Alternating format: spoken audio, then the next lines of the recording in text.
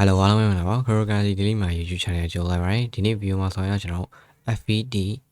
USDT ဆိုတဲ့ coin ကို analysis လုပ်ပေးသွားမှာဖြစ်ပါတယ်ဒီကကျွန်တော် YouTube channel ကိုခုမှရောက်လာလို့ဆိုရင်တော့ကျွန်တော်ရဲ့ video ကို like and subscribe လုပ်ပေးသွားပါလို့ပြောချင်ပါတယ်အကယ်တင်သိချင်တဲ့ coin share ဆိုရင်လည်း comment ပေးခဲ့လို့ရပါတယ် disclaimer ဒီ video မှာတော့ကြောင်းပါလိဖြော်ပြီးနေတဲ့သတင်းချက်တွေတိုင်းပါတယ်ငွေကြီးချင်းမျိုးလုံးမဟုတ်တာပြောချင်ပါတယ်အဲ့စားလိုက်အောင်အဲ့ fat coin ကကျွန်တော်အများဆုံးအပြင်ဟို fast.ai ရဲ့ singularity net ကကျွန်တော် ocean protocol ရဲ့ kudo ဆိုတာအကုန်လုံးကိုပေါင်းလိုက်ပြီးတော့ alliance super alliance intelligent alliance ဆိုပြီးတော့ပြောင်းလိုက်တာသူကလက်ရှိမှာဆိုရင်တော့ supply ကတော့ circulating supply ကတော့ပြည့်ကနေပြီး total supply ကလည်း total supply mass supply ကလည်းသူအနေနဲ့ရှိရဆိုတော့လက်ရှိမှာဆိုရင်တော့ price ကတော့ပြောမယ်ဆိုရင်တော့ဟို normal price နားမှာရှိနေရတယ်ဒါပေမဲ့လက်ရှိမှာဆို80%တော့တက်နေရပါတော့ဒါ overall တဲ့80%တော့တက်နေရအဲ့တော့ကျွန်တော် chart ဘောက်ကို chart လောက်ကြည့်အောင်အဲ့တော့ပထမဆုံးအနေနဲ့တော့ monthly ပေါ့နော် monthly မှာကြည့်မယ်ဆိုရင်ကျွန်တော် overall trend ရဆိုရင်တော့သူတို့ ਨੇ bullish trend ဘောက်ကိုဦးတည်နေရလို့ပြောလို့ရကျွန်တော်ဒီမှာကြည့်လိုက်မယ်ဆိုရင် high low high ပြောမယ်ဆိုရင် low ပြောမယ်ဆိုရင်ဒီနေရာကနေပြီးတော့သူအနေနဲ့ဆက်ပြီးတော့တက်တင်တာအဲ့တော့ဒါပေမဲ့တက်ဖို့ပြီးတော့ lower လောက်သွားတယ်အခုရှိရဲ့ဥစ္စာကသူအနေနဲ့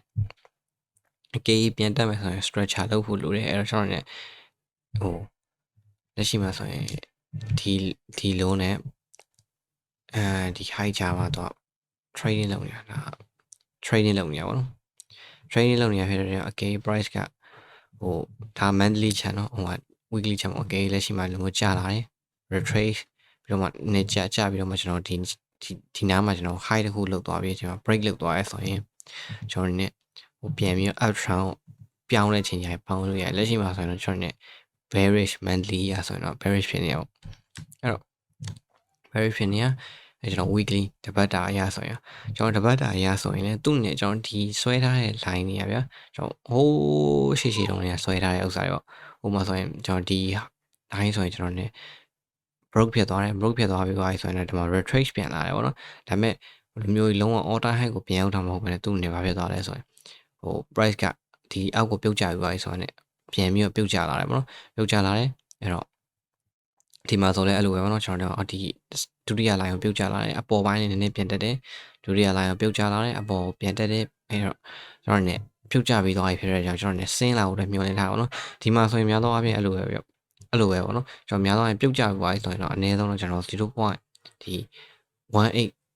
18 0.18ပေါ့0.18ကိုလာထားရှိတယ်အဲ့ညနေမှာ bounce ဖြစ်ဖို့အတွက်အခြေအနေများပါဘာလို့လဲဆိုတော့ကျွန်တော်ခုနကဆို monthly time frame မှာဆိုရင်လည်းအဲ့လိုပုံစံပဲပေါ့နော်အဲ့ပြီးတော့အချိန်လက်ရှိ market ကဘယ် phase ရောက်နေရလဲဆိုရင်ကျွန်တော်ဒီမှာကြည့်လိုက်ပါ market ကျလာတယ်ကျွန်တော်အပေါ်ပြန်တက်တယ် retrace လုပ်တယ်ကျွန်တော်ကျလာတယ်ကျွန်တော်အပေါ်ပြန်တက်တယ် retrace လုပ်တယ်ကျွန်တော်တက်သွားတယ်အကုန်လုံး break ဖြစ်တဲ့ကြောင့်ဒီ low ကတော့အရေးပါတယ်ပေါ့နော်အဲ့တော့လက်ရှိမှာဆိုရင်တော့သူ့အနေနဲ့ဒီမှာ structure တအားဝေးနေတယ်အနည်းဆုံး structure လောက်သွားတယ်ပြီးလေကျွန်တော် break ဖြစ်သွားတယ် momentum နဲ့ break ဖြစ်သွားတဲ့အချိန်မှာပြန်ပြီးတော့ down trend ပြန်ရောက်သွားအဲ့လက်ရှိမှာဆိုရင်တော့ဟို down trend retracement ကျွန်တော်ဒါဖိုးဘက်လာနေတဲ့ phase လို့ထင်တယ်ပေါ့နော်အကေး down trend ကို confirm မဲ့အရာကတော့ကျွန်တော် weekly မှာကျွန်တော်ဒီလိုမျိုး bearish candle နဲ့ကျွန်တော်ဒီအောက်ပေါ့နော်ဒါပဲလို့0.632အောက်မှာကျွန်တော် closing ဖြစ်သွားပြီဆိုတော့ကျွန်တော် ਨੇ bearish ဖြစ်ပြီးတော့ဒီနောက်ပိုင်းချိန်ကြီးကြာကျွန်တော်0.347နဲ့အောက်ပိုင်းရောက်လာအောင်မျှော်လင့်ထားပါပေါ့နော်ဒါကတော့ bearish case ပေါ့နော်အကေး bullish case ကပါ bullish case ကသူ့အနေနဲ့ကျွန်တော်နောက်ဒီဥစ္စာဒီနေရာနေပြီးဆင်းနေတာပေါ့နော်အကေးဆင်းမယ်ဆိုရင်ကျွန်တော်ဒီ level မှာဆိုလည်းနည်းနည်း reaction ပြနေတယ်ဆိုရင်ကျွန်တော်နည်းနည်းလေးအောက်ကိုချလိုက်မယ်ဆိုရင်သူများသောအားဖြင့် reaction ပြရဲ့ဇုံကလက်ရှိနေရာကနေ reaction ပြနေတာပေါ့နော်အဲ reaction ပြနေတာဖြစ်တဲ့အတွက်ကြောင့်လက်ရှိဒီထိတ်ပေါ်မှာလက်ရှိ bullish candle ချောင်းပေါ့နော်ကျွန်တော်ဥပမာဆိုရင်ဒီလိုမျိုး candle ပဲဖြစ်ဒီလိုမျိုး bullish candle ပဲဖြစ်ကျွန်တော်ပြန်ပြီးတက်လာရဲဆိုရင်တက်လာပြီးကျွန်တော်ဒီပေါ်ပေါ့နော်0.853ပေါ်မှာ closing ဖြစ်သွားရဲဆိုတော့ကျွန်တော် ਨੇ အပေါ်ပြန်တက်လာအောင်မျိုးလေအပေါ်ပြန်တက်လာရဲဆိုရင်တော့အများဆုံးတက်လာတဲ့အခြေအနေက1.694လောက်ထိပြန်တက်လာတဲ့အခြေအနေရှိအဲ့ကြရင်တော့တော်တော်များဘယ်လောက်လဲ95% လောက် okay တက်မယ်ဆိုရင်တက်ပါတော့ဒါကတော့လုံးဝ bullish အခြေအနေကိုပြောတာလက်ရှိအခြေအနေကကျွန်တော်တို့ bearish ဖြစ်နေတယ်အဲ့ daily မှာဆိုရင်တော့သူ့အနေနဲ့ trading လုပ်နေတာဒီ range ပေါ့နော်ပြောမယ်ဆိုရင် daily structure ကတော့လက်ရှိမှာ bullish ဖြစ်တယ်ဒါပေမဲ့အခုရှိရဲ့ဥစ္စာကျွန်တော် ਨੇ ဒီဥစ္စာကိုကြည့်မယ်ဆိုရင်ကျွန်တော်ဒီမှာဆိုရင်တောက်လျှောက်တက်တာတော့အဲ့တော့ကျွန်တော်ဒီ low ကိုတော့လက်ရှိမှာ holding လုပ်တင်တယ်ထင်တယ်အဲ့တော့ကျွန်တော်ခုနကပြောတဲ့အတိုင်းပဲ weekly မှာပေါ့နော် weekly ကန်တွေကဒီအောက်ကို632အောက်ကိုကျွန်တော် closing ဖြစ်သွားတယ်ဥစ္စာ bearish နဲ့ closing ဖြစ်သွားတယ်ဆိုကျွန်တော်တို့ ਨੇ နောက်ပိုင်းนี่ကြောက်တော့မျောလင်းလို့ရတယ်ပေါ့နော်လက်ရှိအချိန်မှာဆိုရင်တော့သူ့နဲ့ဒီမှာဆိုရင်ဟိုဘက်တော့တောက်လျှောက်ကြလာဗျာ retracement လာနေရင်ဒီအချိန်မှာတော့ရှောင်းရင်ပြားတုံပေါ့နော်ဘာလို့လဲဆိုတော့ကျွန်တော်တို့ဒီမှာ bullish can နဲ့ bullish can နဲ့အဲ့ဥစ္စာတွေက lower time frame မှာဆိုဒီမှာလုံးဝ up trend ပေါ်တက်နေရဒါပေမဲ့တခုရှိရဲ့ဥစ္စာလက်ရှိမှာBD/R ကိုကြည့်မယ်ဆိုရင် R ဆိုတော့ alt coin တွေပေါ့နော်လက်ရှိမှာ alt coin တွေနည်းနည်း strength ပြနေဘာလို့လဲဆိုတော့ကျွန်တော်ဒီမှာရေးလိုက်မယ်ဆိုရင် BTC ကဒီလိုမျိုးတက်နေတဲ့အချိန်မှာ alt coin တွေက BTC တက်လေ line မတက်ပဲနဲ့ပြောမယ်ဆိုရင်တော့ down trend တွေ lower low တွေစတိုက်ရတာလက်ရှိမှာဆိုရင် BTC ကကျွန်တော်ဒီမှာကျနေအောင်နော်ကျနေတဲ့အတွက်ကြောင့်လက်ရှိမှာဆိုရင်BTC ကဘယ်လောက်မှမတက်လဲ BTC lower low လို့ဆိုရင်တော့ alt coin တွေကlower low သိမ့်မလို့ပဲねကျွန်တော်တခါကျရင်တက်လေးတစ်ထားရှိရောအဲကြောင့်လက်ရှိမှာ alt coin တွေကနည်းနည်း strength ပြတယ်ဥပမာဆိုရင်ကျွန်တော်တို့ BTC မှာလည်း strength ပြတယ်ကျွန်တော် BTC ကကျတယ်ခုနကပြောတဲ့ချက်မှာ down trend ဖြစ်နေဒါပေမဲ့အားကြောင့် alt coin တွေမှာလည်းကျွန်တော် strength ပြတယ်ဥပမာဆိုရင် E လို့ပါလို့ဆိုရင်လည်းအဲ့လိုပဲပေါ့နော်အဲ့တော့လက်ရှိမှာဆိုရင်တော့fat ကိုသွားလျှော့တဲ့ဥစ္စာနည်းနည်းလေးဂယူဆိုင်ကပါနော်ကျွန်တော်အနေနဲ့ဒီလိုတော့ hold နေတယ်လို့ထင်တယ်ပေါ့နော်ကျွန်တော်လက်ရှိမှာဆိုရင်ဒီလို hold နေတယ်ဒါပေမဲ့လက်ရှိမှာ price ကနောက်နေ့ကျတဲ့အချိန်ကျရင်လိုမျိုးဖိုးပတ်လာလိမ့်မယ်ဖိုးပတ်လာတဲ့အချိန်မှာဒီအဖြူရောင် arrow ချက်လောက်ကြည့်မယ်ဆိုရင်တော့ဒီမှာလက်ရှိနောက်ကန်နေပေါ့နော်နောက်ကန်နေဖိုးပတ်လာတယ်အပေါ်တက်သွားတယ်ပြီးရင်ဒီလိုပြန်ကျလာတယ်ဆိုရင်တော့ကျွန်တော်